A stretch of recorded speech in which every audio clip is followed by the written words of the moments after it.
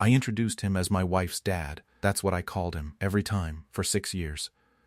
At the Hendricks Group holiday dinner, at my daughter's christening, at the closing dinner for the Lakeshore acquisition, when I stood up with a glass of Cabernet and thanked everyone who made this possible, and gestured to him like he was part of the furniture rental. And this is Robert, my wife's father, not my father-in-law. Not a name people would remember to ask about twice. Just a placeholder, a category, a man standing at the edge of a photograph he'd paid for the frame of. He never corrected me. Not once.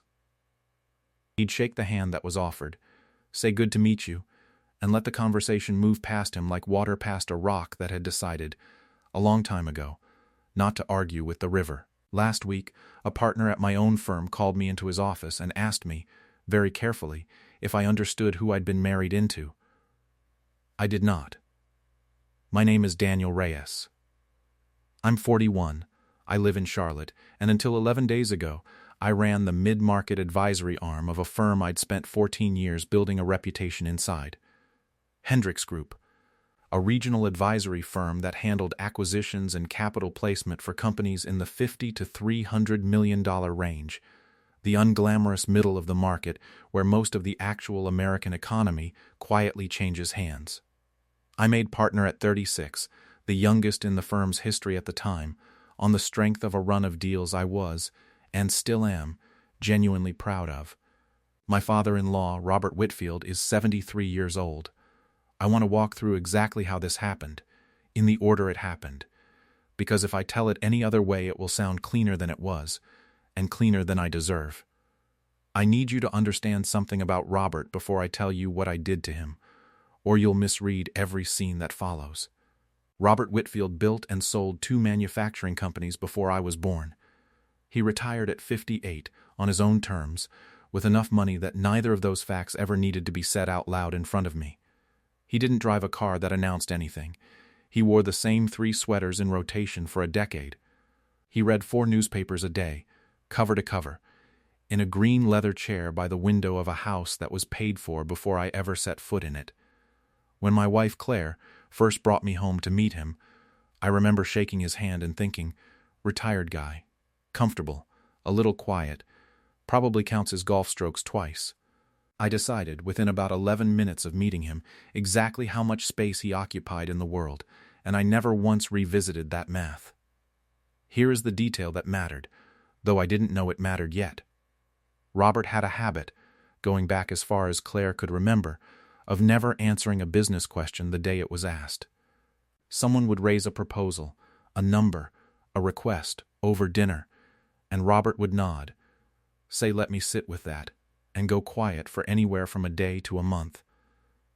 People who didn't know him read it as slowness. Claire told me once, early on, that her father's silence was the most expensive thing about him, that everyone who'd ever done business with him learned, eventually, that the silence was where the actual thinking happened, and that by the time he spoke again the decision was usually already made and already correct. I heard that story and filed it under charming eccentricity. I did not file it under warning. The 2 companies Robert built were not glamorous. The first made industrial fasteners, bolts, brackets, the unremarkable hardware that holds larger, more photogenic things together, and he ran it for 19 years before selling it to a competitor for a number Claire only learned by accident, decades later, going through paperwork after her mother passed. The second was a precision tooling company he started almost immediately after, at 51, an age at which most men are winding down rather than starting over, and he ran that one for 7 years before selling it as well, this time to a strategic buyer out of Ohio, in a deal that took 14 months to close because Robert, by every account Claire ever gave me, refused to move faster than the diligence could support, no matter how much money the buyer waved at him to hurry. My father has never once in his life confused speed with seriousness, Claire told me once, and I nodded along without absorbing the sentence as anything other than a nice thing a daughter says about a father. What people who worked with Robert across those decades all seemed to agree on, when I bothered to ask any of them at all, and in 6 years, I asked exactly one, at Claire's mother's funeral, an old plant manager named Herb, who gripped my hand a beat too long and said, "You know your father-in-law is the smartest man I ever worked for, don't you?"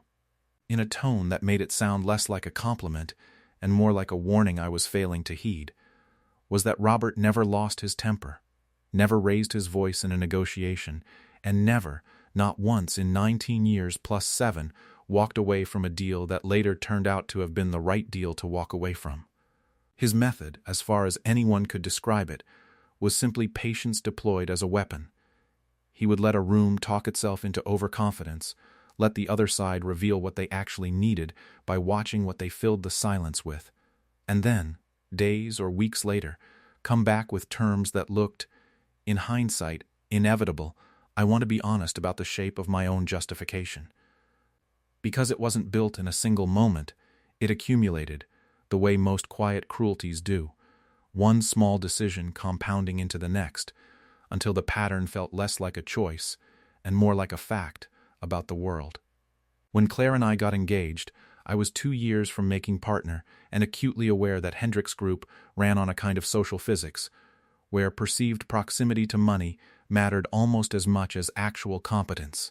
My own father was a schoolteacher, a good man, entirely without pretension, and I'd long since made peace with the fact that his profession would never open a single door for me professionally. When I learned that Claire's father was, by any honest accounting, a wealthier and more accomplished man than nearly anyone in my own professional circle, my first instinct wasn't gratitude. It was calculation. I remember thinking, almost immediately, that if I played this correctly, if I kept Robert positioned exactly where I needed him positioned, visible enough to exist, invisible enough not to outshine me, I could have the appearance of self-made success and the quiet backstop of an accomplished father-in-law, without ever having to explain which one was actually true. It was, I told myself, simply good positioning. Everyone curates the story they tell about themselves. I was just curating harder than most. My justification for what came next was not cruelty. I want to be precise about that, because it would be easier for you and for me if I could tell you I acted out of some clean, ugly motive. I didn't. I was 35 years old, trying to make partner at a firm that ran almost entirely on perceived momentum, and I had, in my own accounting, exactly one liability standing between me and looking like a man in full command of his life. An in-law who was old money without being loud money, and who therefore read, to the wrong eyes, as no money at all. Claire's family had built something real, but Robert had built it so quietly that it didn't photograph. And in the world I was trying to climb inside of, if it didn't photograph, it didn't exist. So I made a decision, never spoken aloud, never discussed with Claire, that Robert would be managed, softened, filed under family, a category that in my professional life meant does not need explaining and should not be asked about. I told myself it was practical. Every introduction is a transaction, I used to say to junior associates. You are always deciding what someone needs to know about you in the first 4 seconds. I decided, on Robert's behalf, that what people needed to know about him was nothing. The night I want to start with is the Lake Shore closing dinner, because it's the clearest single frame of the 6 years. And because Robert was there, and because what happened afterward began, I now believe, that same night. Though I wouldn't understand that for a long time. The dinner was at a private room in a hotel downtown. 22 people, most of them Hendricks Group partners and the Lakeshore family, who just sold their business to us for $18 million. Claire had asked gently if her father could come. He and my managing partner, Alan Voss, had actually met once years before, at some industry dinner neither of us remembered clearly. And Claire thought it would be nice. I said yes because saying no would have required an explanation I didn't want to give. Robert arrived in a gray sport coat that had clearly been good 20 years ago and was still good now, just quiet about it. He shook hands around the room, unhurried, and found a seat near the end of the table without being shown to one.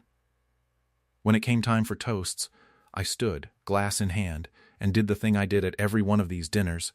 I named everyone who mattered. The Lakeshore family. my partners, my associates who'd pulled the diligence together. And then, gesturing loosely down the table, almost as an afterthought, I said, "And of course, my wife's dad, Robert, come to celebrate with us." A small laugh went around the table, warm enough, and we moved on to the next toast. Claire's jaw tightened for exactly 1 second. I saw it, and chose not to see it. Robert raised his glass an inch, the way you do when you're included in someone else's toast and don't need it to be about you, and said only, "Congratulations, Daniel.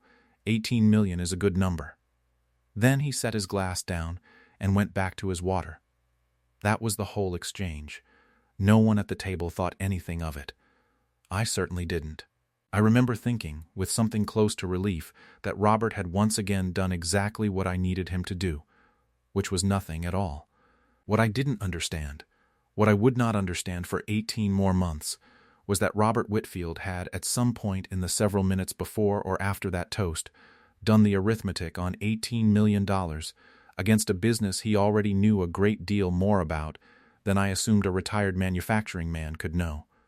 That flat sentence of his, 18 million is a good number, was not a compliment. It was a receipt.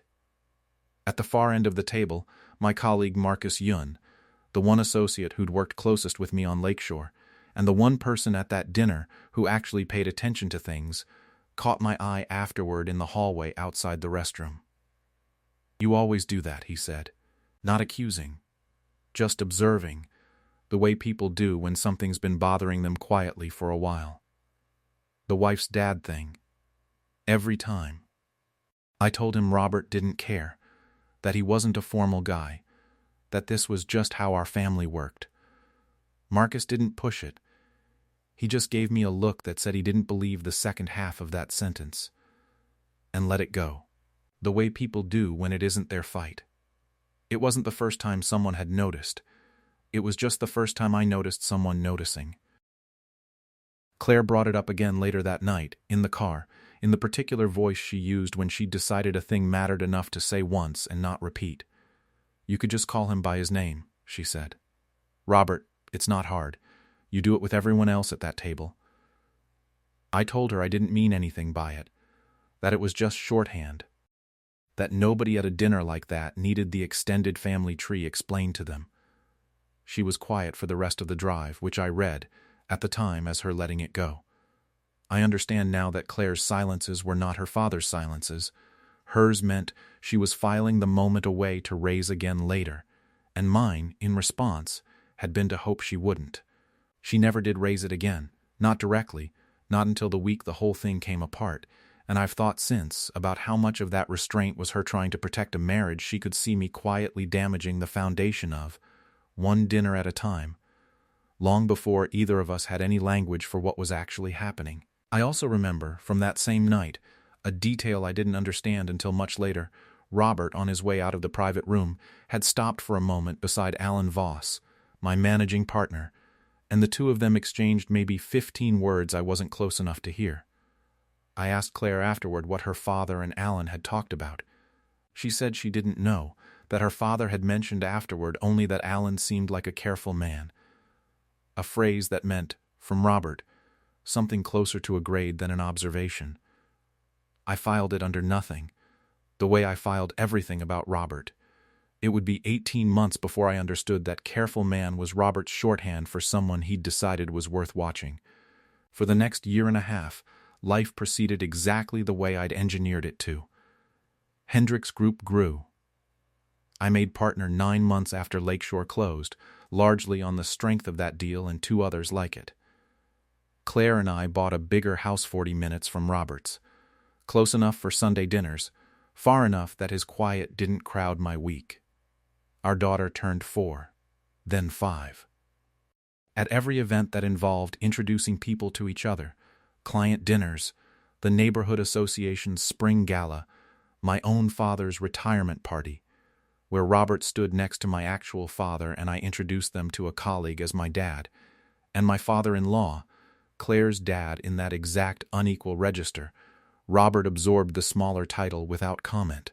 There were 3 things, in that stretch, that I noticed and dismissed, and I want to lay them out honestly because in hindsight, they were not small at all. The first was a manila folder. Claire mentioned, almost in passing, that her father had spent an afternoon with some paperwork from the old company, something about a consulting retainer he still held from one of the businesses he'd sold decades earlier. I asked what kind of retainer. She said she didn't know, that he didn't really explain his old business stuff to her either. And we moved on to talking about our daughter's school placement. I didn't ask again. The second was a meeting. Robert told us, over dinner one Sunday, that he'd driven up to Winston-Salem the following week to see an old associate about something. He didn't say who or about what, and none of us asked, because that was the shape of every conversation with Robert. Information offered in exactly the volume he intended. Never more. I remember thinking, at the time, that it was nice he still had places to go. The third was a name that came up exactly once, a man named Thomas Ochterberg, whom Robert mentioned in the context of someone I still talk to from the old days, and who I now know, though I did not know then. Sits on the board of a private capital group with almost $400 million under management, a fund that had, at that point, already quietly acquired a controlling stake in two firms that would later become Hendricks Group's direct competitors in the mid-market advisory space. None of these details felt like anything. That's the part I need you to sit with, because it's the part that explains the whole 18 months. Robert never once behaved like a man assembling leverage. He behaved like a man having an unremarkable retirement, and the folder, the drive to Winston-Salem, and the name Thomas Ochterberg were, individually, exactly nothing. It was only later, laid end to end, that they became a shape. There was a fourth thing, too, smaller than the others, that I only remembered afterward because memory does that. It holds on to details it doesn't understand the value of yet, and hands them back to you later with interest. Robert had started, sometime in that 18-month stretch, keeping a second phone. Not a smartphone, an old flip model, the kind you'd buy at a drugstore. Claire mentioned it once, laughing a little, saying her father had gone full spy novel and wouldn't say who he used it for. I laughed too at the time and pictured an old man being fussy about a landline habit he couldn't shake. I did not picture a man keeping a line of communication separate from the one his daughter's household could see into, reserved for people who had nothing to do with our family, and everything to do with a business he'd apparently never stopped running in some quieter register. I also want to be honest about the texture of those 18 months, because it wasn't just business as usual. It was good, by every metric I would have used at the time to measure a life. We took our daughter to the coast that summer, 4 days at a rental house with a screened porch, and Robert drove down for 2 of them, sat on that porch reading his newspapers, played cards with her in the evenings, and asked me once how the lakeshore integration was going. I told him it was going well, that we'd retained 90% of the client relationships in the transition, and he nodded and said it was good work, closing the folder of that conversation the same way he closed every conversation, without follow-up questions. I remember being grateful, in the moment, that he didn't pry. I understand now that he didn't need to. He already had a version of that answer from somewhere else, and was simply checking it against mine. At Thanksgiving that year, my own father, a retired schoolteacher, a very different kind of quiet man, one whose quiet really was just quiet, sat next to Robert at the far end of the table, and the two of them talked for the better part of an hour about nothing in particular. Fishing and property taxes and a Carolina football team having a rough season. I remember thinking, watching them, that I had 2 fathers now who required almost nothing from me, and being relieved by that, the way you're relieved by a bill you've decided not to open. I did not think, even once, to ask Robert a single direct question about what his days actually consisted of. I had already decided, years earlier, what his days consisted of, and a man who has already decided doesn't go looking for information that might unsettle the decision. The call came on a Tuesday, from Alan Voss, the managing partner, asking me to come to his office at 4. That specificity, 4 o'clock, not whenever you get a chance, is the kind of detail you only recognize as a warning in retrospect. Alan's office had a view of the parking deck instead of the skyline, which had always struck me as the one honest thing about him. He didn't spend money on things that photographed either, but for entirely different reasons than Robert did. He had a single sheet of paper on his desk when I walked in, turned face down. "Sit down, Daniel," he said. "I need to ask you something, and I need you to actually think about the answer before you give it to me. Do you know who your father-in-law is?" I told him what I'd told everyone for 6 years. Retired manufacturing guy. Sold his companies a long time ago. Quiet, comfortable, not rich. Alan turned the sheet over. It was a printout of a filing, a Schedule 13D, the kind of disclosure the SEC requires when an investor takes a significant stake in a public company, showing a beneficial ownership position, held through a trust structure I didn't recognize the name of, in a firm called Danforth Meridian Partners. Danforth Meridian, Alan told me, was the private equity vehicle that had 6 weeks earlier closed on the acquisition of Ridgeline Capital Advisors, one of our 2 most direct competitors in the region. Robert Whitfield, Alan said, pointing at a line halfway down the page, is listed as a founding limited partner and a non-executive advisor to the fund. He has been, according to this filing, since before you and Claire were married. I asked Alan how he'd even come to be looking at this on this particular Tuesday, and he told me, and it was the kind of answer that made the whole thing feel worse rather than better, because there was no drama in it at all, just diligence. The same unglamorous diligence Robert himself had apparently practiced for 50 years. Alan's compliance team ran a routine conflicts check on any inbound acquisition inquiry. Standard procedure, nothing unusual. The Danforth Meridian inquiry had come in through a boutique intermediary 2 months earlier, been declined at the price, and closed out as a dead file. It was only this week, doing an unrelated audit of the firm's largest client relationships ahead of a partnership review, that a compliance associate had cross-referenced the trust name on the old Danforth filing against a beneficiary listed on an unrelated document in our own client files, Claire's name, on a trust document related to her mother's estate. Filed years earlier when Claire and I refinanced our house and Robert had co-signed something neither of us thought twice about at the time. "It's not a smoking gun, Daniel," Alan said, watching my face carefully. "Nobody's accusing you of anything. I want to be very clear about that. But I need you to look at this document, this memo, and tell me honestly whether you recognize the level of detail in it." He slid a second page across the desk, the internal valuation memo he'd mentioned, 3 paragraphs stapled behind a cover sheet, prepared 8 weeks earlier for Danforth Meridian's investment committee. I read it twice. It broke down Hendricks Group's advisory revenue by practice group correctly, down to a margin I would have guessed within 2%. It named Lakeshore specifically, described the deal structure accurately, and included a sentence, I remember it precisely, noting that the firm's mid-market advisory head, D. Reyes, has driven a disproportionate share of new originations over the trailing 3 years, representing both an asset and a key person concentration risk. Nobody outside our own partnership had ever, to my knowledge, described my role in those exact terms. It read like something written by someone who had either sat in our partnership meetings or been told, in detail, by someone who had. "I didn't leak this," I said, and I meant it, and Alan nodded like he believed me, which somehow made it worse. "I know," he said. "I've known you 14 years, Daniel. You're careless about some things, but not that. Which is why I need you to go home tonight and ask your father-in-law a question you should probably have asked him 6 years ago. I want to describe what that moment actually felt like, because shock doesn't cover it precisely enough. It was more like watching a photograph you'd looked at for years suddenly resolve into a different image entirely. The same lines, the same shapes, but arranged around a subject you'd never once let yourself see."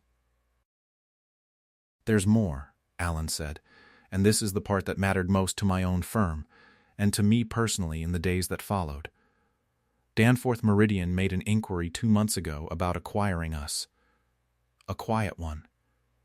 Preliminary. It didn't go anywhere, because our board wasn't interested at the price offered, and honestly, Daniel, I didn't think much of it at the time because the approach came through an intermediary and I had no reason to connect it to you at all. but I pulled the diligence file this week because something about the numbers in it looked familiar, and there's a memo in there, an internal valuation memo, prepared for Danforth Meridian's investment committee. That has our client relationships broken down with a level of specificity that a stranger couldn't have produced, including a paragraph, Daniel, about Lakeshore, about the exact terms of the deal you closed 18 months ago, terms that were never public.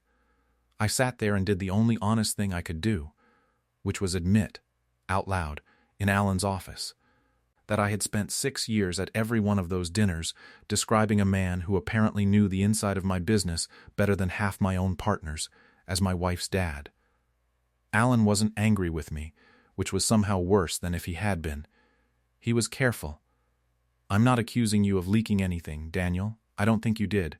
I think your father-in-law simply pays attention, has paid attention this whole time, and has known exactly what your firm was worth, and exactly what your deals were worth for years, sitting at the end of your dinner tables, being introduced as an afterthought." I drove to Robert's house that evening without calling ahead, which I had never done in 6 years of marriage into that family. Claire had gone with our daughter to a school event. The house was quiet, lamp on in the front window the way it always was. Robert answered the door in the same gray cardigan he always wore, unsurprised to see me, which told me something in itself. I told him what Alan had shown me. I didn't dress it up.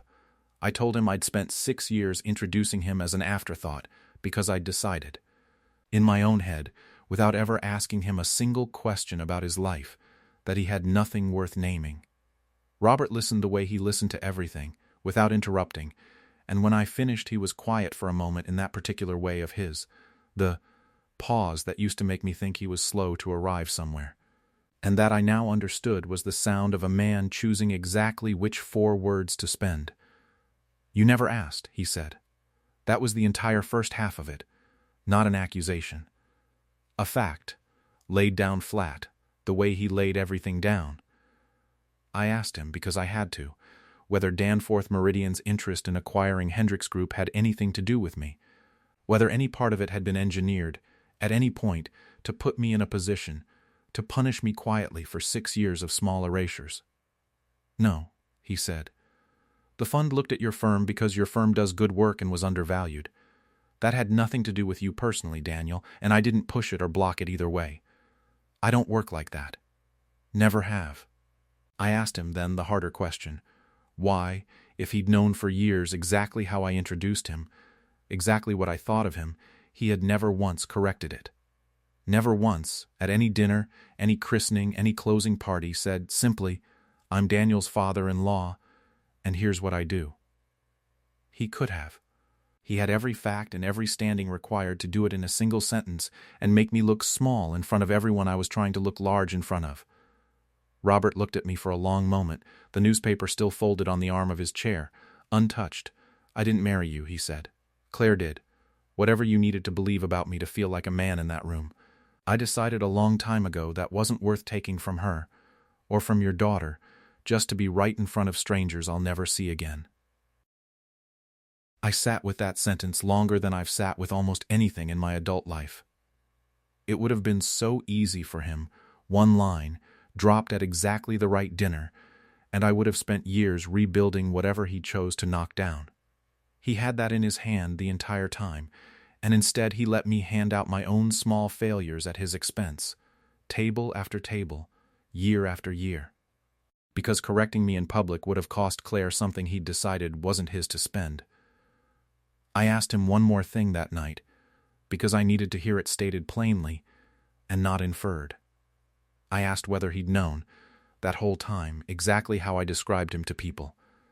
The wife's dad of it, the smaller title, the 6 years of small subtractions. "Of course I knew," Robert said. "Claire told me the first year. I told her not to make it a thing between the two of you. I said you'd either grow into seeing me clearly or you wouldn't, and either way it wasn't going to be solved by me making a scene at somebody's dinner party." That single sentence rearranged 6 years for me in about 4 seconds. Claire had known the whole time. She had watched me do it, dinner after dinner, and instead of confronting me directly, she had gone to her father, and her father had told her to wait, to let it resolve on its own timeline rather than force it. It wasn't passivity from either of them. It was the same discipline running through 2 generations of the same family, applied to me without my ever once noticing I was being managed by it. I asked Robert if that was hard for him, sitting at those tables, hearing himself described that way, year after year, saying nothing. He considered the question the way he considered everything, unhurried, and when he answered his voice didn't change register at all, which somehow made the honesty of it land harder. It cost me something every time, if that's what you're asking. I'm not going to tell you it didn't. But the alternative cost more. It would have made your marriage about me, at least for a while, and I've watched enough families get bent out of shape by a father-in-law who couldn't let a small thing go. I decided a long time ago I wasn't going to be that man in Claire's life. Whatever it cost me to sit quietly, it was smaller than what it would have cost her. I didn't have an answer for that. I still don't have one that feels adequate. I sat in his living room for a long time after that, neither of us saying much, and I understood, in a way I hadn't fully understood before that evening, that Robert's whole life, the silence in negotiations, the patience in business, the years of absorbing a diminished title without protest, ran on a single, consistent operating principle. He did not confuse restraint with weakness, and he had never once expected me to understand the difference on his behalf. He'd simply waited for me to arrive at it on my own, the same way he waited out every negotiation he'd ever won. I want to be honest about what I did with that, because this isn't a story where I fell to my knees and he forgave me on the spot, and if I told it that way it would be a lie built to make both of us look better than we were. What I did was smaller, and I think more honest. I went back to Alan the following week and told him the truth, that Robert had no hand in the Danforth inquiry, that whatever leverage he had he'd never once used against me or the firm, and that if Alan wanted to renegotiate anything with Danforth Meridian going forward, he could do it on the strength of the business, not on any assumption about family influence I might or might not have. I also told Alan, flatly, that I'd been wrong to describe my own father-in-law to my partners for 6 years the way I had, and that going forward at any firm event, Robert would be introduced by his actual name, his actual history, and whatever he was comfortable sharing about what he currently did, nothing manufactured, nothing inflated, just the truth I'd spent 6 years hiding out of a small, specific vanity. The second thing I did was sit down with Robert directly, not to apologize in the grand sense. He wasn't a man who wanted a speech, and I wasn't a man who could deliver one without it sounding like performance, but to ask him, plainly, if he'd be willing to actually meet Alan properly, as himself at the next partner dinner, not as a favor to me, as a correction to 6 years of my own record-keeping. He thought about it the way he thought about everything. A full day passed before he called me back. "I'll come," he said. "But I'm not interested in being introduced as a lesson, Daniel. Introduce me as what I am, or don't introduce me at all." There was a third thing I did, smaller than the other two, and easier to overlook, but it mattered more to me privately than either of them. I went through 6 years of photographs, the christening, the lakeshore dinner, a dozen holiday parties, my own father's retirement party, and in every caption I had ever written for anything shared with the extended family or posted anywhere public, Robert appeared as Claire's dad, or not at all. I went back through them, one by one, and corrected every caption I still had the ability to correct, adding his name, and where it felt appropriate, a line about what he'd actually built. It was a small, almost embarrassingly minor gesture set against 6 years of erasure, and I didn't tell Robert I'd done it. Claire noticed, a few weeks later, scrolling back through an old album, and didn't say anything about it directly. She just reached over and put her hand over mine for a moment, which told me she'd seen it, and that it mattered to her more than either of us was going to make a production of. I also went back to the introduction I'd give strangers going forward, permanently, not just at the one corrected partner dinner. At my daughter's next school event, a father-daughter breakfast I'd nearly skipped the year before because Robert had offered to take her, and I'd let him, the way I let him take the smaller roles. I made a point of introducing him to the other parents myself, by name, by history, standing next to him instead of gesturing past him. It wasn't a large audience. It didn't undo 6 years. But Robert seemed to notice, quietly, the way he noticed everything, and offered nothing more than a small nod in response, which, from him, I'd learned by then, was its own form of acknowledgement. At the next partner dinner, 3 weeks later, I stood up when the moment came, and I said, "This is Robert Whitfield, my father-in-law. He built and sold 2 manufacturing companies before most of us in this room started our careers, and for the last several years he's advised on private capital allocation at a level most of us will spend our whole careers trying to reach. I've had the privilege of being related to him for 6 years, and I'm only now getting around to saying so properly." Robert nodded once, the way he nodded at the Lakeshore dinner, and said nothing else. He didn't need to. The weight of the correction was mine to carry, not his to narrate. He accepted the introduction the way he'd accepted everything else across those 6 years, without drama, without triumph, simply folding it into the ledger the way he'd folded every other quiet fact of his life. It wasn't forgiveness delivered in a single warm scene. It was something closer to an account finally settled to the number it should always have shown. I think about pride differently now than I did before that Tuesday afternoon in Alan's office. I used to think pride was a thing you protected by managing how other people appeared next to you, by deciding, quietly and without consultation, how much room the people around you were allowed to take up. What I understand now is that the real cost of that kind of pride isn't even paid by the person you diminish.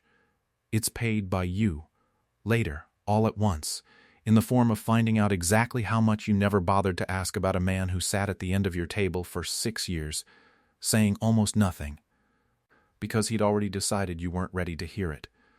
Robert never once tried to make me pay for that. He let me discover the bill myself, in my own time, the way he let most things arrive, quietly, and exactly when they were supposed to. There's a version of this story that ends with a bigger scene than the one I actually got. A public reckoning, a dramatic confrontation. Robert finally saying the thing he'd been owed for 6 years the right to say. That's not what happened, and I've come to think the smaller version is the truer one, and the harder one to sit with. Robert didn't need the scene. He'd never needed it. Men who actually hold the leverage rarely do. It's only the ones who don't have it who feel compelled to announce that they do. I think, too, about what it would have cost me if Alan had never pulled that file, if I'd simply gone on for another 10 years introducing Robert the way I always had, never once finding out what he actually built his life on. Never once finding out that my own wife had been quietly managing my blind spot on her father's behalf the entire time. I don't know that I'd have found my own way to that folder, that name, that second phone, without the accident of a compliance review catching a trust document by coincidence. Some men get the humbling they need. Others go their whole lives being protected from it by people who loved them more than they'd earned. If this one sat with you the way it sat with me, join our community by hitting that like button and subscribing for more measured, honest stories.